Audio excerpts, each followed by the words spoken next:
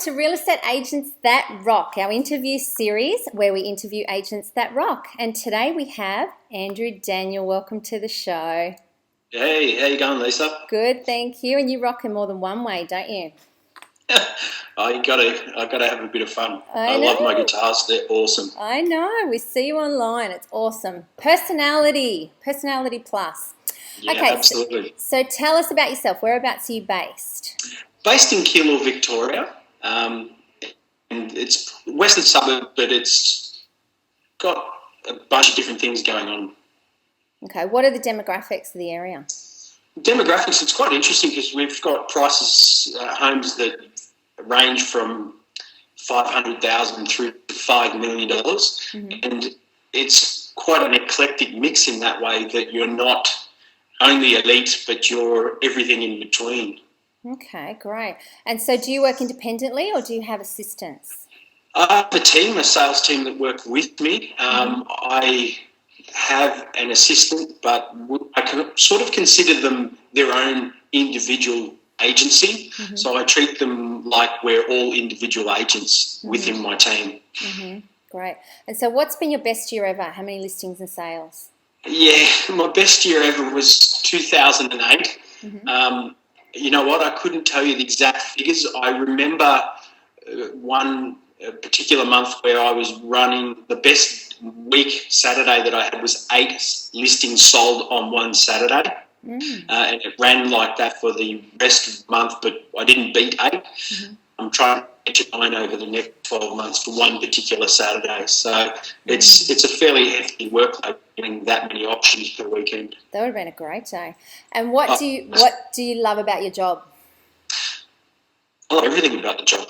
I love the interactivity that you get with people. I love helping them, get first home buyers through to people who are downsizing bigger properties. So it's a bunch of different things that that I love about it. Okay. How do you handle the rejection of the job? Somebody lists with someone else, or they take the listing off you. How do you handle that? I guess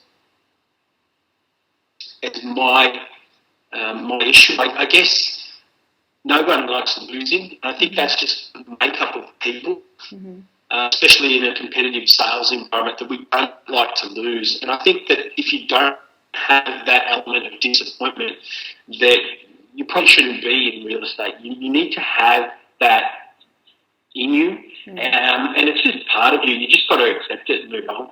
Shows you care, doesn't it? Yeah, absolutely. Yeah.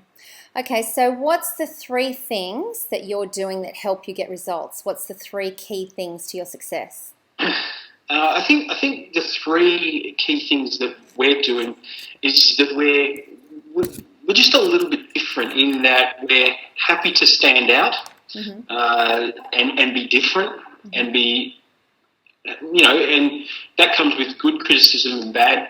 People will knock you down for telling them about your results, but it's really the key to us in terms of being different. The other thing, the second thing that we are is open and honest about our transaction, in that we tell our vendors exactly the price we think it's going to sell for, and keep it realistic in terms of our opinion when we first value the home. And then when we're talking to buyers, we're open and honest about the other buyer interest. And that's a key differential from what some of our competitors are doing in the marketplace. And the third thing we just keep going. We just don't stop. We just keep working at it.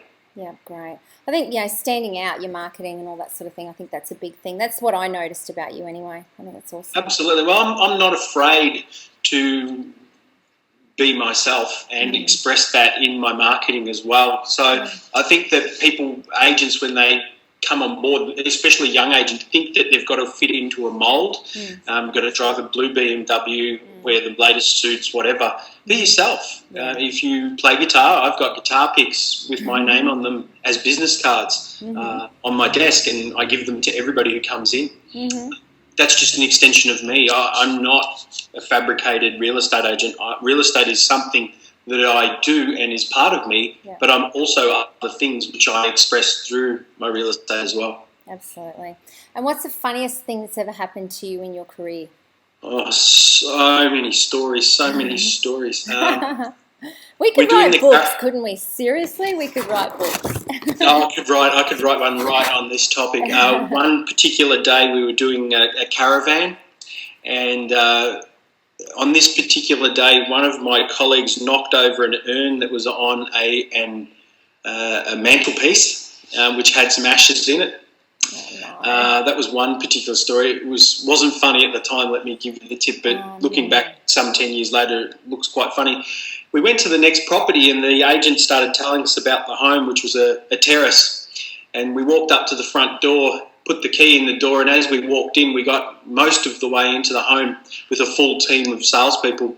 And then we realised that we were in the home next door, not the home we were meant to be in. We opened both property front doors. It's quite horrifying. We absolutely scampered out of the home, and only to see somebody come to the front door and look out the window some couple of minutes later. Somebody was actually home with a bunch of salespeople in their house that we didn't know we were meant to be there. Oh, my goodness. Yeah, definitely we could write a book, couldn't we? But absolutely. I've seen some funny stuff. Well, thank you so much for your time this morning on Real Estate Agents That Rock. Thanks, Rock out. Awesome. Okay, I'll catch up with you later. See ya. See ya. Ba ba ba ba ba